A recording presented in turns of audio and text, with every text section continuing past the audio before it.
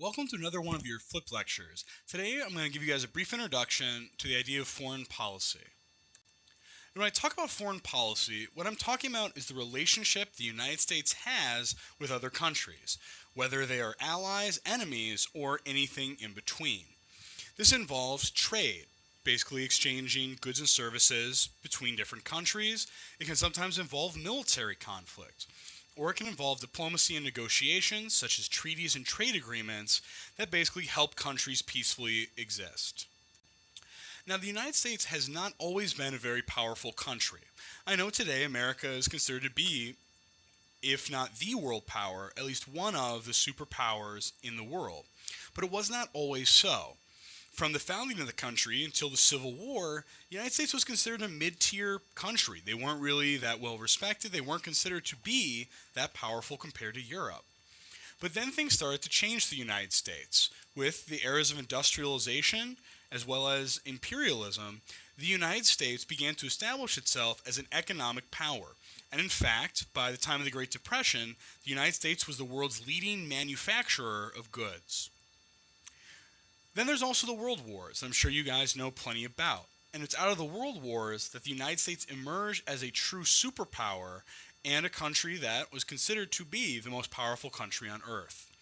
But from the end of World War II to 1991, the world was basically split up into two camps. There was the United States and the Soviet Union, which were competing superpowers for this long era, fighting each other for influence in the rest of the world. But after the collapse of the Soviet Union in 1991, the United States is now considered to be the lone world superpower. A very important idea to understand when talking about how the United States relates with other countries is the idea of American exceptionalism. This is an idea that is very deep in American culture, and it's the idea that the United States is unique among the countries of the world, that there's no other country quite like the United States. And people who believe in American exceptionalism say that the ideals of the country set it apart, that our ideals of freedom, equality, and individualism are unlike anywhere else in the world. People also believe that America is exceptional because of their just use of power, the idea that the United States is a force for good in the world. Now, not everyone agrees with this, but many people will look at the two world wars and other things and say that the United States does not use their power to expand for wealth or territory, but to do the good in the world. And so because of this, there are some people, not all, believe that American exceptionalism implies a moral superiority. That the idea that the United States has a mission to spread the American ideals of democracy, liberty, etc., to the rest of the world. The idea that because the American way is superior, it is best, all people should be moving towards the American system. Now, there is some backup to this idea of American exceptionalism. In our history, the American government is unique. Also, the history of how the country was formed and the different things that it went through are different than those of Europe and other places. Its size, as well as its very diverse geography, its diverse cultures, all those things do make the United States a very unique place. And also, people say that what makes America exceptional is our belief in the idea of republicanism. This belief in liberty, inalienable rights, the popular sovereignty, nationalism, civic responsibility and involvement, as well as a sense of charity and philanthropy. And so, American exceptionalism is one way that people look at America's role in the world. Kind of some good examples of this are people who say that America is a shining city upon a hill, that people should look to the United States as an example for how to live. Also, the idea that Americans always fight for just causes, that the United States always fights for freedom or liberty and never simply for economic or material gain or land. However, there's some problems with this idea. Again, people don't agree on American exceptionalism. So there's a side that says it is, but there's also the side that says that it's not.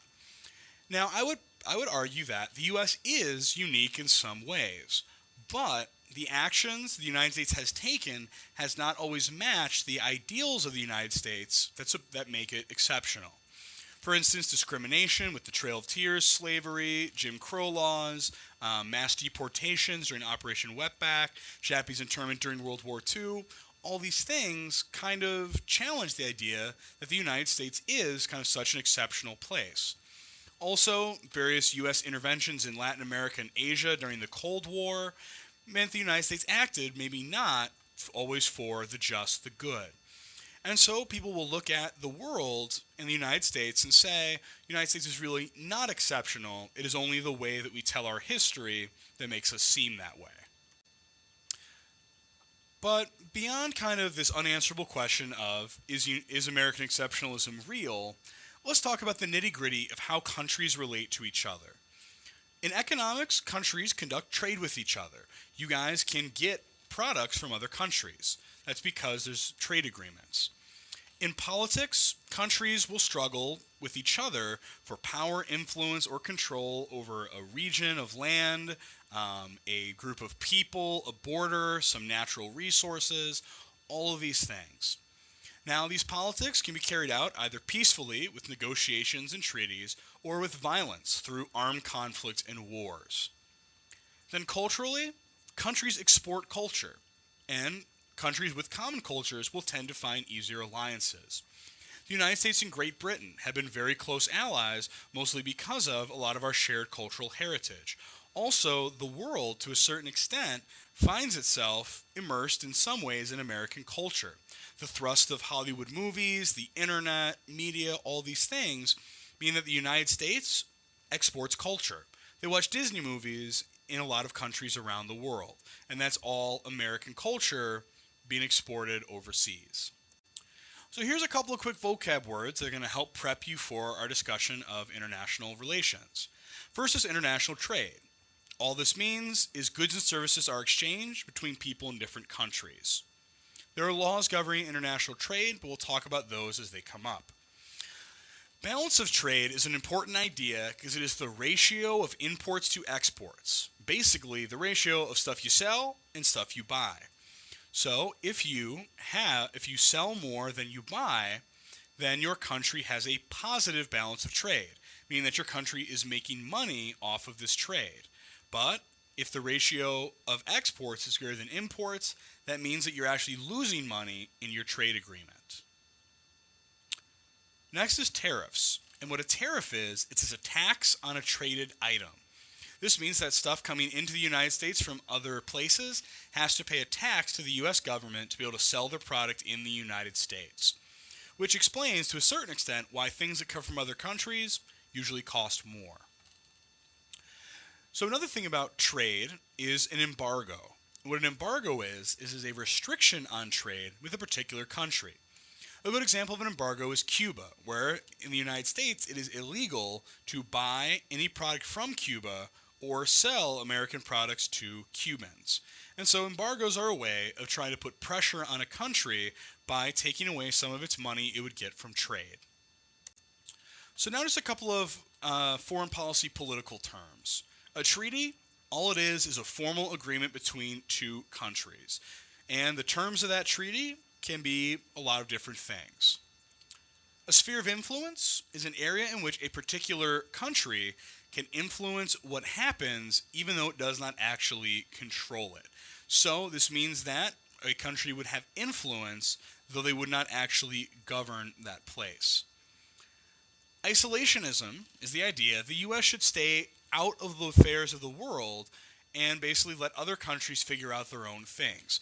Isolationists would not want to intervene in, say, Vietnam or Iraq or Afghanistan, and they believe that the United States should stay within the United States.